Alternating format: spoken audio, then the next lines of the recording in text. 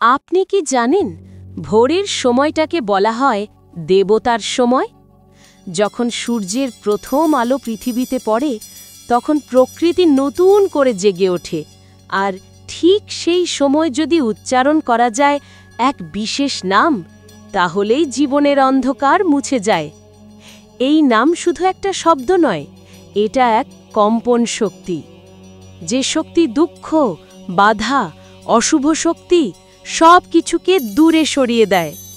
প্রাচীন তন্ত্রশাস্ত্রে বলা হয়েছে ভোরবেলায় এই নাম জপ করলে দেব শক্তি আপনার জীবনে প্রবাহিত হয়।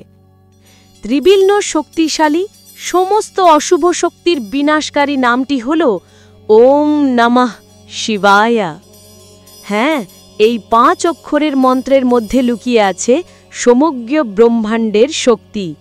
যখন আপনি ভোরের আলোয় বসে মন শান্ত করে ওম নমঃ শিবায়া উচ্চারণ করেন, তখন আপনার চারপাশে সৃষ্টি হয় এক অদ্ভুত আলো, যা আপনার মন, শরীর ও আত্মাকে পরিশুদ্ধ করে। অনেক সাধক বিশ্বাস করেন যদি টানা 21 দিন ভোরবেলায় এই নাম জপ করা যায়, তাহলে জীবনের অন্ধকার, অর্থকষ্ট, মানসিক চাপ সব ধীরে ধীরে দূর হয়ে যায়। শুধু তাই নয়, আপনার ভাগ্য বদলে যেতে শুরু করে।